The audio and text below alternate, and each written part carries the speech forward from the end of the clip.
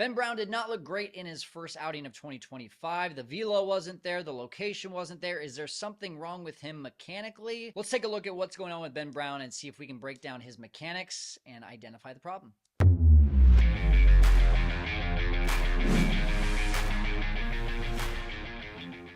Okay, Cubs fans, Setup Nation, Kyle Stanley here with the Setup Man. In case you have not been to our channel before, great introduction. We like to do breakdowns. We like to try to take a look at the analysis. I am not a baseball expert. I played baseball for my entire life. I never threw over 80 miles an hour, so I'm not a pitching expert.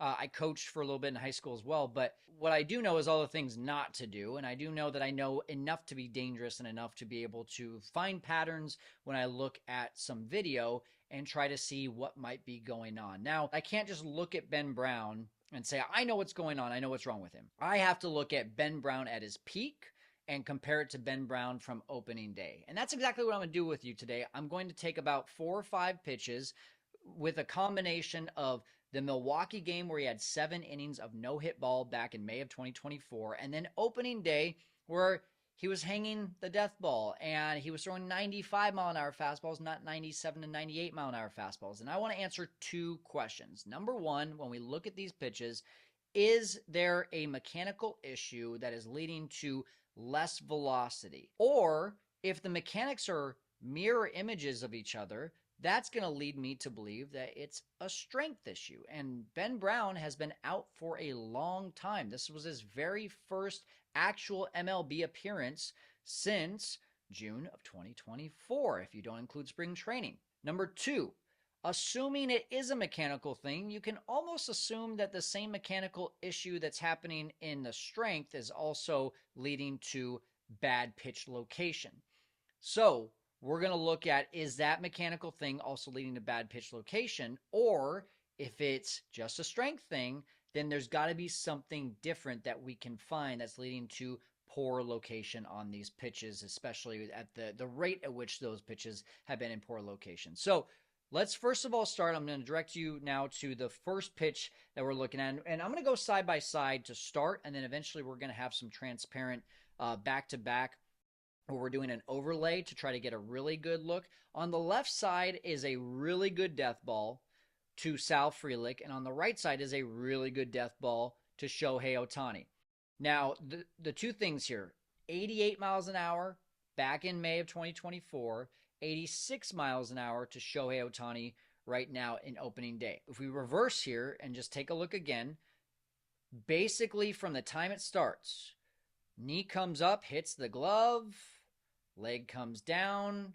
By the way, I mean, you could even argue on the right side that he's looking beefier and stronger, but different camera angles as well. When you're looking at the one in Milwaukee, right behind home plate, so you're going to see basically a line that you can draw straight through him and go from shoulder to shoulder, whereas in Japan, it's going to be off to second base a little bit, so you're going to see more of this, where if you try to draw a straight line from shoulder to shoulder, you're not going to be able to. It's just going to go straight through and back through my neck. So you have to keep that in mind too. It's going to create a little bit of a difference and a little bit of a variance here. But then going back to the mechanics here, separation of the hands from the glove in basically the exact same frame. And then the location and the timing of the foot hitting, boom, same time. And I mean, no numbers, numbers, no numbers, numbers. And release point, elbow, shoulder, everything in the same location. Follow through, you got the shoulder coming through, right shoulder coming through, follow through on the hand under the belly, and standing upright right around the same time. Very, very identical. Only difference is a little bit more flow on the right-hand side with the hair versus the left-hand side. So you can't tell much of a difference there. Fastball, again, similar locations, low fastballs. This is one of his best fastballs to Jackson Chourio in the game in May of 2024, and one of his best fastballs to Miguel Rojas on opening day. And both low locations, bottom of the zone. Very difficult to see any variation, once again, in mechanics, knee, separation of the glove, foot lands. numbers at the nearly the same time. The only thing here that you could argue, and it's a very small argument because it's so slight, but then again, we're in a game of millimeters and inches and all that good stuff. You can see the numbers sooner by like half a frame, you would say, on the right hand side, which already, if it was the same camera angle, would be a little bit of an issue. But the fact that the second base camera angle, just off to second base a little bit in Japan, there's an argument that you should see those numbers half of a frame later than the one in Milwaukee. So there is a slight argument that he's opening up sooner, which means that that arm would drag a little bit. So and I'll try to do a good view here. When we're staying closed and then coming through, that arm just really follows through with us. Whereas if we open too fast, you see what happens? Now it feels like my arm is dragging and I'm almost pushing through. So that would lead to the ball sailing up and away. That would also lead to lower velocity. It's just so slight right there. And if we look at it as an overlay, which again, different camera angles, so it's going to be a little difficult. I'm going to do my best. If we do it as an overlay, what I'll do here is I'll eliminate, as soon as we see the numbers right here, we see the numbers in Japan, I'm going to eliminate the Japan camera angle now. We don't see it in Milwaukee. We do see it there. We don't see it here. And that arm could be argued that it's maybe dragging a little bit. But the reason that I don't think that that's the issue is because we have now the death ball that is the next pitch I'm looking at, and the mechanics are nearly identical, if not absolutely identical. And again, we're looking at number, right? Here's the number. We can see the number now in Japan, and we can see the number slightly in Milwaukee. Okay, so on this death ball, it was identical in regards to the mechanics and when his front side is opening up. Yet, 86 versus 88 on the death ball. So you would argue that even with that mechanical change on the death ball versus the fastball of staying closed maybe one frame longer, it didn't make a difference in velocity. So I'm going to assume that this is not a mechanical issue from a velocity standpoint, meaning he just needs more reps. He needs more strength. He needs to pitch more innings. Ben Brown is coming off of 6 months of not playing in a Major League Baseball game, 6+ months actually, and not playing in a Major League Baseball game. So for that reason, it's likely that it is a strength thing. But that leads to the next question, which is, okay, if it's not a strength thing, as we determined, if it was a strength mechanical issue, it probably was leading to the issues with location. But because it's not a mechanical issue, at least from what I'm seeing, there has to be something else that's leading to the ball rising away, being hung. Let's take a look at some other pitches and see what we can find. So here's the good news. Now that we've essentially eliminated that there's a mechanical issue, we don't have to use the two different camera angles. We can go straight to both camera angles in Japan, because if it's not a mechanical issue, then again, my knowledge is taking from when Ben Brown looked his best and comparing it to opening day. If we've compared those two and they're the same, and it's essentially a strength issue, now we can just use the same camera angle and try to figure out, okay, when he throws a fastball that's darted down at the bottom of the zone versus rises up and away, what's the difference there? So that's exactly what we're going to do. We've got the Tommy Edman high fastball that he gets a base hit on above the belt versus Miguel Rojas, once again, that low fastball. You're going to see, especially as soon as that knee goes down, and the only reason, by the way, that you're not going to see this be exactly a mirror image is because there is such a thing as half a frame, a quarter of a frame. We can only go frame by frame on this, so there's like a maybe eighth of a frame difference here, and that's the only reason why you're going to see, like, for example, right now you see the knees in different locations here, but they do eventually basically line up. Look at that right there. You can't even tell the difference, which is which. Talk about a model of consistency, Ben Brown and his delivery. And there is nothing different there.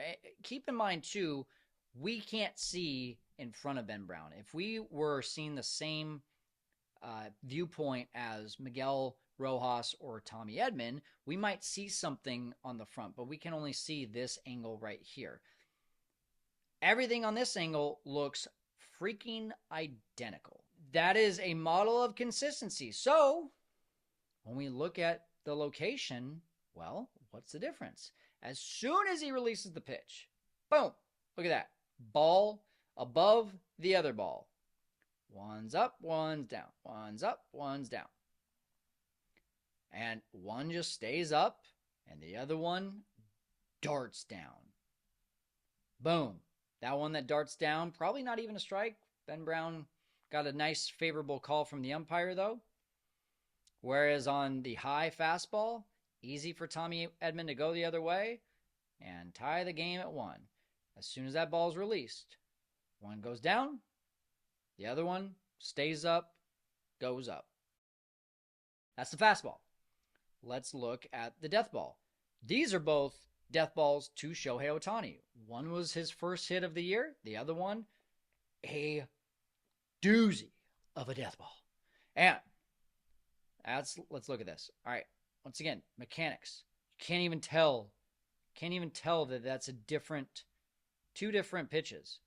He is the exact same motion until, boom, release. One ball's up, one ball's down. One ball's up, one ball's down. What do we think? Any guesses? Class? Anyone? Bueller?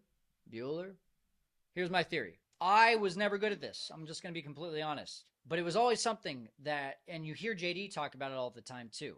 He's getting under the ball. He's got to stay on top of the ball. What does that mean? It means that when he's staying on top of the ball, that ball is darting and has incredible spin rate and is going where he wants and probably even adds a little bit more zip to the ball. So you could argue it's both a location and a velocity play, staying on top of the ball. So what does that mean? Well, I thought about it, and this is the easiest way I can explain it. This is my daughter's old toy car. You can see. If I'm going to stay on top of a tire, watch what happens. So staying on top, my fingers on top. Boom. Watch how long that can spin for. Now, if I'm behind it, which is essentially what my theory is of what's going on when Ben Brown misses his locations or missed his locations the other day on opening day. He's behind the ball. On top versus behind. On top, behind. I'm putting just as much effort into this. But it's by being on top that creates that spin. Being behind creates hardly none, if any at all, spin. It's the same thing with a baseball. It's the same reason why you saw Kerry Wood and Mark Pryor back in the day doing the towel drill. They're being taught by doing this towel drill. They grab this towel, the catcher's glove is out in front of them right here, and they're trying to hit the catcher's glove. If that catcher's glove was up here, they would be going through the catcher's glove and almost pushing the towel, but they're going on top of it and they're coming down. It's trying to help them stay on top of the ball. It's a mindset thing. When you think about it, of throwing down the hill and coming down and getting that backspin and the fingers being on top, all that happens is you're just in this mindset of, all right, I got to throw down, I got to throw down, I got to throw down, versus trying to push through and create all this velocity. When I look at this and I look at the pattern and I look at when Ben Brown has his best pitch versus Ben Brown not having his best pitch, and what's the difference, and the only thing that we can for sure identify is that one ball is coming out higher than the other.